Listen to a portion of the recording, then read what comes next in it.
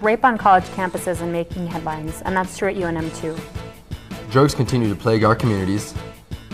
In art, the Oaxacan Revolution of 2006 comes to Albuquerque. And UNM engineers score a big grant to inspire high schoolers. In sports, softball struggles while football spring practice ends. I'm Christine Gregorio. And I'm Joe Mendoza. All this on UNM News.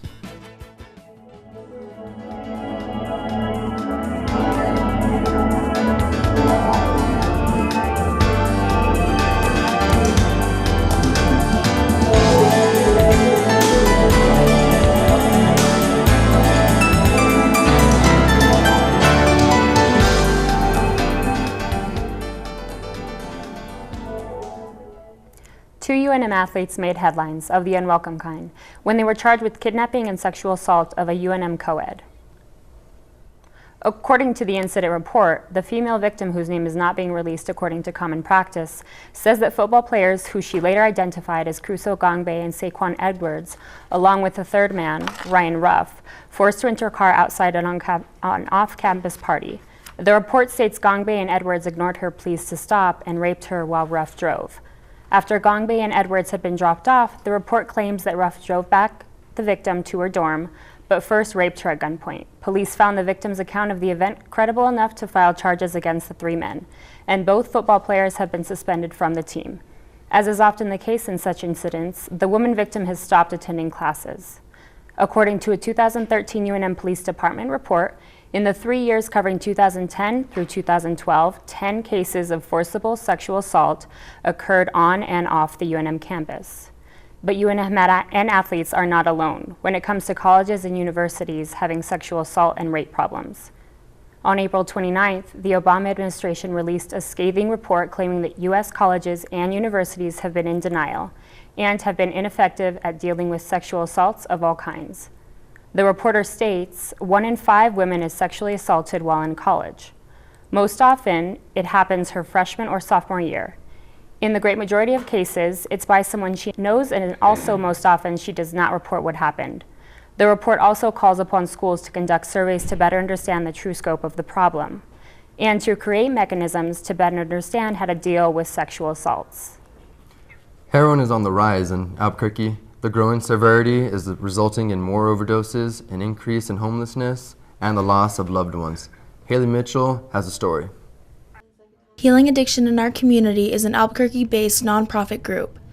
It's dedicated to helping raise awareness and educating the youth on dangers of drug use. Deborah Barkoff joined Healing Addiction in Our Community because her son is an addict. It's destroyed any chance he has at a normal life unless he gets clean. Barkoff said her son has overdosed multiple times to almost the point of death. Finding him turning blue and sitting in the emergency room watching them try to bring your kid back, it's knowing kids who didn't make it back. It's having your family torn apart. It's going through all your savings and then going into debt trying to save them and having it still not work, not be enough.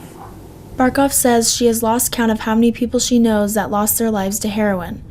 She says she has kicked her son out of her house and he begs to stay with her. His behavior is too erratic, too scary, too disruptive. He's been violent, and so he's homeless. Eventually it became about keeping myself safe. Barkoff wants society to offer better treatment facilities for addicts. Cancer patients get treatment until they're well. Diabetics get treated every time. Addicts don't. It's not a choice. People talk all the time about, oh, you know, they chose drugs. Nobody chooses this. Nobody. Vaughn Bishop is also a member of Healing Addiction in Our Community who struggled with drugs in the past. He started experimenting with drugs at 9 years old and began using heroin when he was 18, but he has been clean now for 3 years. It started with pills, pharmaceuticals, prescription painkillers, oxycodone, oxycontin, and then it eventually graduated into heroin. Vaughn said drugs were okay in his household as a kid. His sister died from an overdose when he was a teen. Growing up, that's all I had ever seen. Drugs were in my household. I had seen it, so that was something that all of my role models did, all of my peers did. By the time I was 17, I was a drug addict.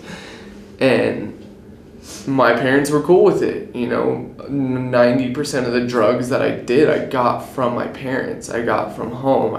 Vaughn said it wasn't just one thing that made him strong enough to get clean. He described it as a domino effect. My desire for something different, my desire for a better way of life, for something better than being strung out on heroin and sticking needles in my arms, started to become a little bit stronger than my desire to use. Vaughn is passionate about getting his story out and raising awareness.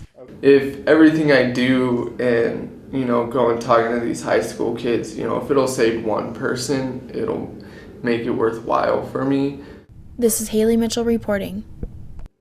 UNM Zimmerman Library is currently showing artwork from art revolutionists in Mexico, and that exhibit ties back to an art exhibit in the National Hispanic Cultural Center in downtown Albuquerque. Both exhibits are different from others UNM students may have seen before. Anissa Baca has the story. The Skulls and Sickles display at UNM Zimmerman Library has prints from the Assembly of Revolutionary Artists of Oaxaca.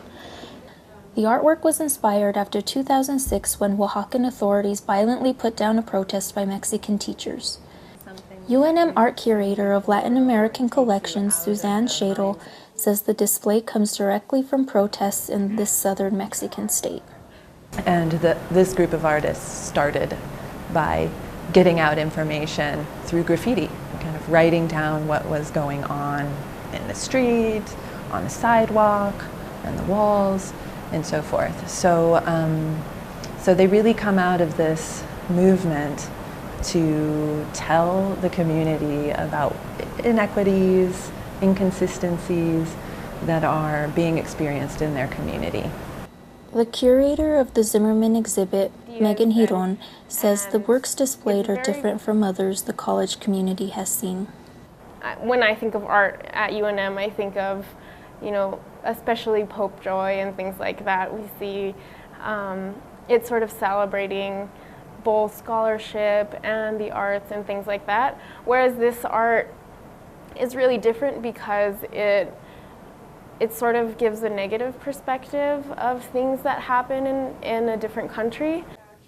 Heroin says a college campus is an appropriate place to show this art because it pushes students to think in different perspectives.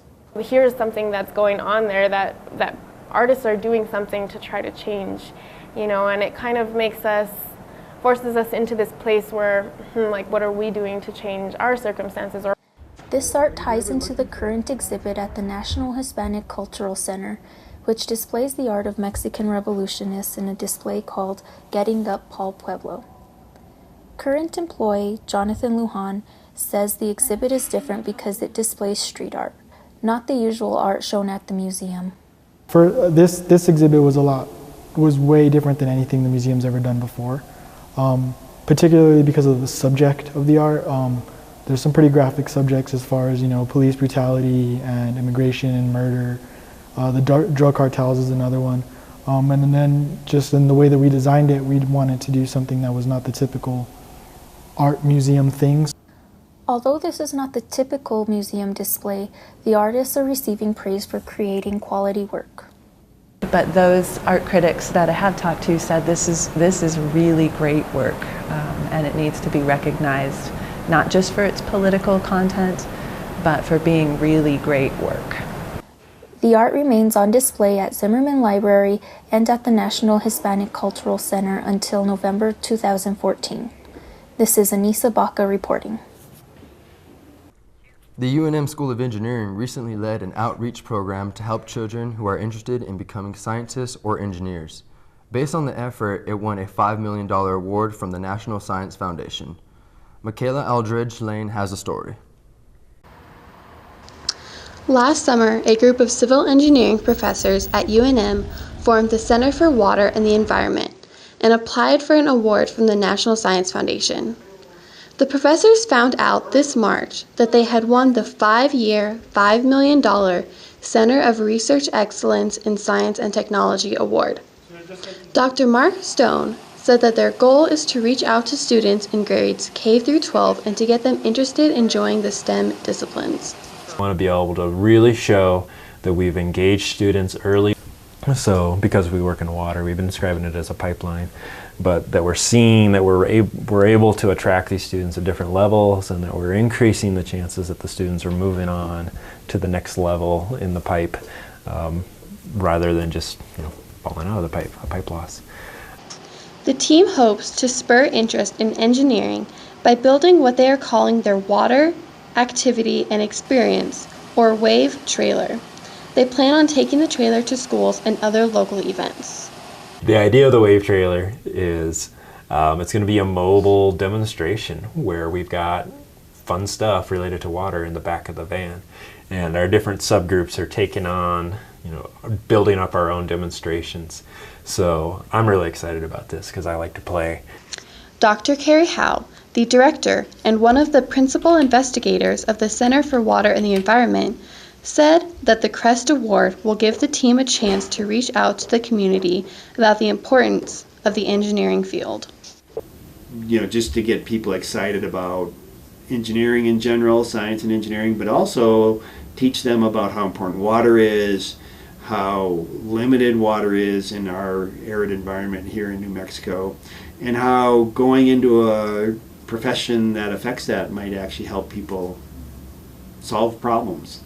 Adrienne Martinez, a graduate student in civil engineering, thinks that it is important for the students to see all of the possibilities of the engineering field. I think the biggest thing is that students don't realize their potential, or they really don't know what's out there.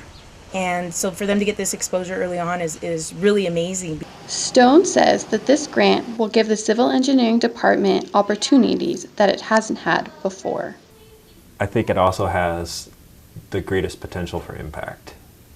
With the students, you see that impact right away. And if you see a student who you can identify early on, or you can attract them into your program early on, and you see them go up through the system, that's a really powerful experience as an educator. That if you can amplify that, and you have the opportunity to have the resources to amplify that, that's really exciting. So the team is going to kickstart its project this summer. This is Micaela Eldridge-Lane reporting.